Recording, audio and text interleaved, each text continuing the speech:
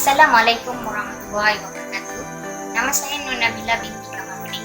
Saya dari program Diploma Usia Siswa Pendidikan sesi 2020 dan 2021. Pada video kali ini, saya akan menjelaskan tentang satu inovasi yang saya reka cipta untuk digunakan dalam sekolah yang saya sedang menjalani latihan mengajar di salah sebuah sekolah menengah kebangsaan, iaitu sekolah menengah kebangsaan Renik di daerah Busung. Jadi, tanpa membuang masa, mari kita lihat bagaimana inovasi ini berjalan.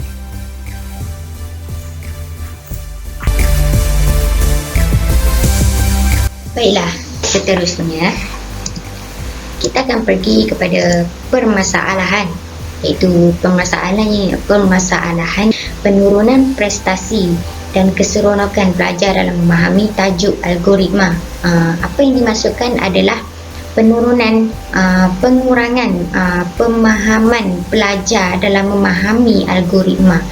Walau macam mana cikgu mengajar para pelajar melalui hanya teori, pelajar tidak akan memahami dan tidak akan dapati apa input ataupun output yang diajar, yang disampaikan oleh guru. Jadi pada pandangan saya, yang saya dapati, iaitu penurunan prestasi pemahaman pelajar dalam memahami algoritma ketika terutamanya ketika pembelajaran dan pengajaran berlangsung sama ada di dalam kelas ataupun di luar kelas.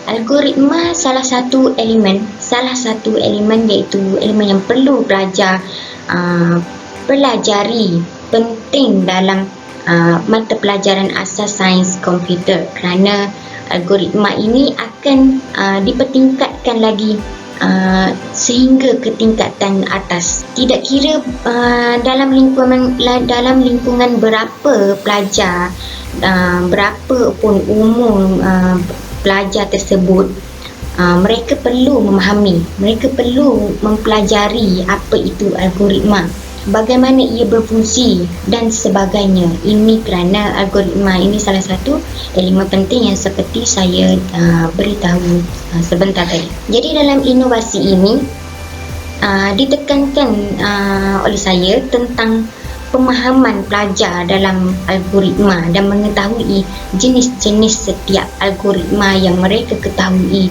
melalui teori dan melalui buku yang diajar oleh guru. Saya akan teruskan menyambung tentang apa kepentingan kepada pelajar. Ada beberapa kepentingan dari inovasi ini, iaitu inovasi yang saya bina, iaitu puzzle algoritma. Antaranya ialah meningkatkan prestasi pelajar, terutamanya dalam mata pelajaran ASK, iaitu asas sains komputer.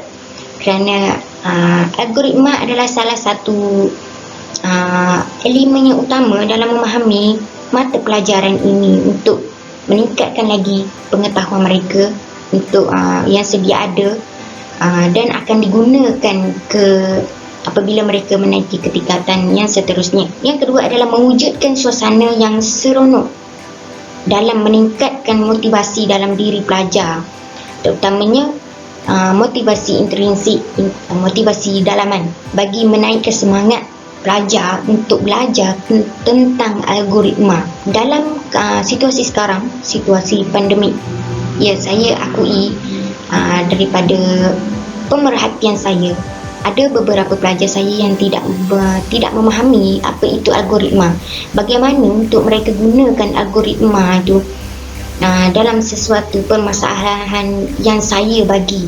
Walaupun saya ambil daripada buku teks, mereka tetap tidak dapat memahami macam mana algoritma itu berfungsi. Selain itu, inovasi ini juga mewujudkan pembelajaran yang kooperatif dan kolaboratif antara pelajar. Mereka akan diberikan inovasi ini dalam kumpulan, dan di situ kita akan dapat lihat pembelajaran kolaboratif dan kooperatif. Mereka bekerjasama antara satu sama lain untuk menyelesaikan tugasan. Seterusnya adalah penyampaian dalam mengajar kelihatan agak berbeza dari pembelajaran yang tradisional, iaitu talk and chalk. Ya, sekadar menulis dan sekadar membaca daripada buku teks, daripada teori. Jadi daripada situ kita akan memperbanyakkan gerakan, aktiviti. Itu kita akan memperluaskan daripada pemikiran mereka, daripada pengetahuan sedia ada mereka tentang algoritma. Baiklah, inovasi ini juga berpusatkan pelajar kerana guru tidak akan campur tangan dalam aktiviti ini, melainkan hanya memberi arahan dan memberi penerangan bagaimana inovasi ini berfungsi, bagaimana inovasi ini dijalankan, diselesaikan. Ini bersesuaian dengan maklumat pendidikan yang menekankan tentang PAK 21, iaitu pendidikan abad ke-21, mengutamakan pembelajaran yang berpusatkan pelajar sahaja. Jadi itu sahaja kepentingan bagi inovasi ini.